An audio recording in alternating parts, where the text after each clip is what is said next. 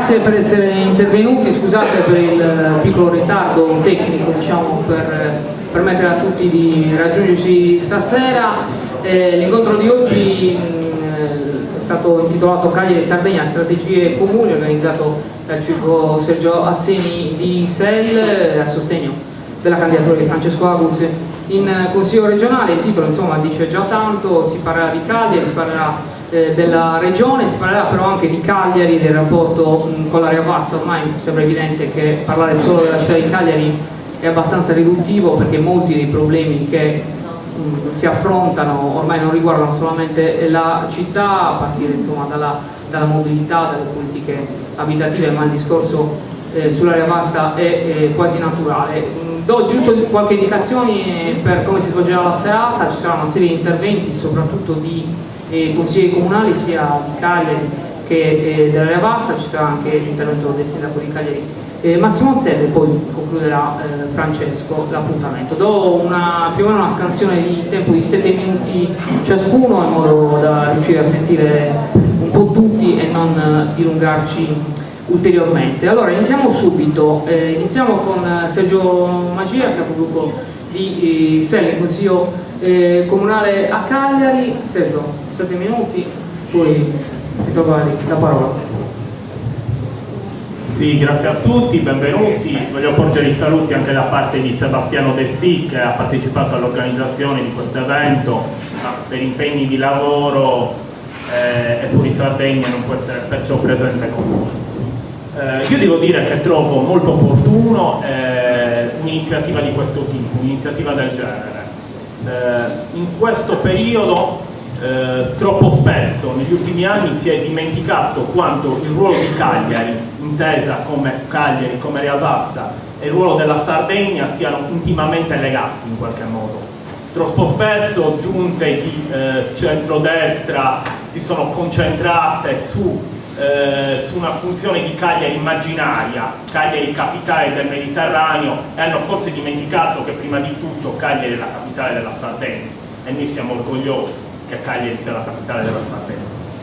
E questi spot propagandistici da parte della destra sarda hanno in qualche modo distolto l'attenzione su quelli che dovevano essere i provvedimenti necessari per Cagliari città, ma per Cagliari area metropolitana, area vasta. E io immagino soprattutto 2 provvedimenti legislativi che non possono più attendere, che sono quelli della Cagliari capitale e quelli di Cagliari città metropolitana. Per quanto riguarda Cagliari capitale, il modello non è solo quello di Roma capitale.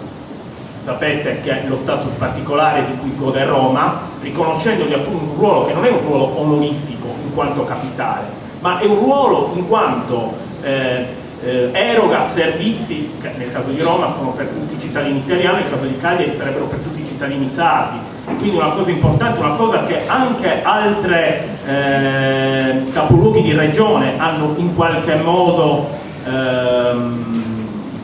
voluto, si propongono di fare, con una differenza molto importante. Noi in materia di enti locali, come Statuto sardo, abbiamo autonomia, noi queste cose le possiamo fare senza dover ricorrere a un provvedimento di legge nazionale. E quindi questo è molto importante. In che cosa poi si concretizzerebbe Cagliari capitale? Cagliari capitale potrebbe concretizzarsi come lo è stato per Roma capitale e come propongono per Milano capitale. Si potrebbe concretizzare, e anche per una situazione simile a Venezia, si potrebbe concretizzare con uno sblocco della spesa, con criteri di maggiore elasticità nella spesa, appunto riconoscendogli questo ruolo particolare.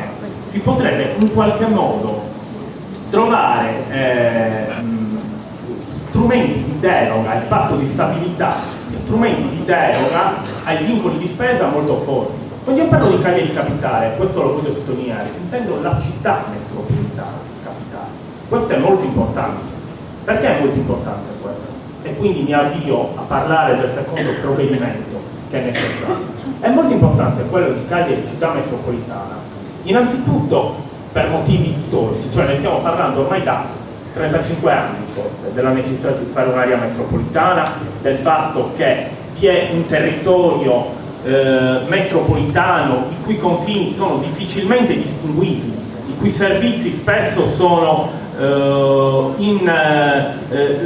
intimamente legati gli uni con gli altri, e perciò occorre una competenza generale, penso alla viabilità, penso alla raccolta dei rifiuti, penso all'urbanistica. Sarebbe bello avere un disegno urbanistico dell'area metropolitana in qualche modo conforme e coerente.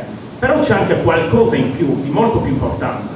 C'è qualcosa di molto più importante, a parte i legami storici che ci sono, che ce lo chiede l'Europa. Tutte le altre nazioni europee stanno, al fine di acquisire fondi europei sulle aree metropolitane, stanno in qualche modo agendo su questo punto, su questa tematica, da tantissimi anni. La Danimarca, che ha una popolazione infinitamente inferiore a quella dell'Italia, ha da tantissimi anni, da qualche anno, rivoluzionato il suo assetto degli enti locali, con fusioni di comuni, creazioni di aree metropolitane, e in questo modo può interagire ai fondi europei, può ricorrere ai fondi europei in maniera più efficace rispetto alle città italiane. Molte città italiane di questo se ne stanno rendendo conto, tanto che la città di Venezia, in cui periodicamente si fa il referendum per staccare Mestre, che ha problemi completamente diversi rispetto a Venezia. Venezia è una città sul mare, lagunare, Mestre è la frazione di una città. In quel referendum, in cui votano tutti i veneziani, sia gli abitanti di Mestre che gli abitanti di Venezia, costantemente il parere che danno è quella di non dare l'autonomia a Mestre. Questo perché in caso contrario Venezia perderebbe una buona fetta di popolazione, verrebbero meno moltissimi finanziamenti per città di quelle dimensioni.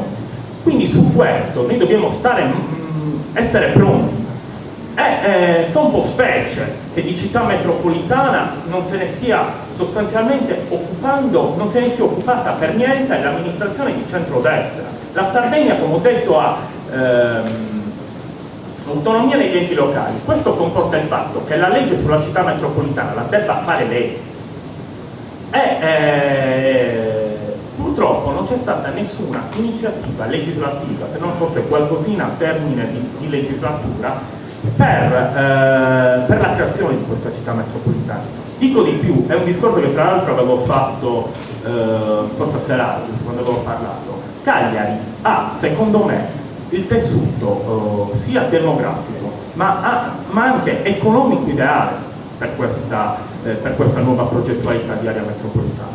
Perché? Perché al contrario di altre situazioni in cui giustamente i comuni della cintura, dell'Interland, come piace chiamarla, hanno paura di una predominanza del comune capoluogo, nel caso di Cagliari questo è più complesso, perché Cagliari è esattamente la metà, forse anche meno, degli abitanti di tutta l'area metropolitana. Oppure problemi che si sono verificati per esempio nel Torino. Su Torino stanno facendo un po' i comuni limitrofi un po' di resistenza sull'ingresso nell'area metropolitana, per il problema che la città di Torino ha un forte disavanzo, probabilmente causato dalle Olimpiadi, probabilmente causato comunque un forte disavanzo. Hanno paura che i debiti di Torino vengano accollati sostanzialmente ai comuni della cintura.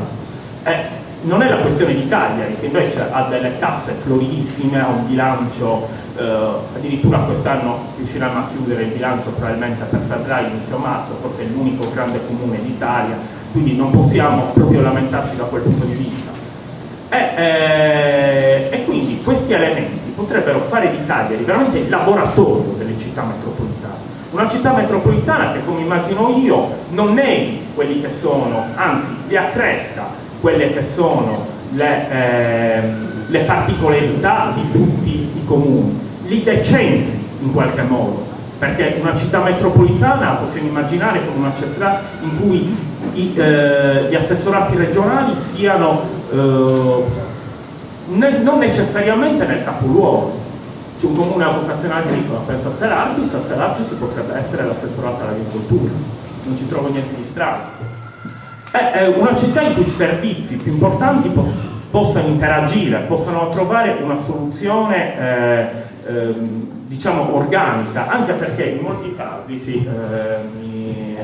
il vice di Mini mi richiama allora, una città in cui i servizi possono trovare una soluzione organica, perché molte cose noi le condividiamo. Penso al Poetto, penso agli stagni, alle lagune, al Molentano, noi li condividiamo perché la natura tende a non mettere confini, i confini li fa l'uomo, non la natura, e poi vedendolo da qui fuori ce ne accorgiamo ancora meglio. Quindi forse una forza ecologista come la nostra, questa cosa, questo elemento, questo ulteriore elemento lo comprende forse meglio e forse anche per questo deve avvicinare. Però io una cosa voglio dirla e concludo e mi taccio.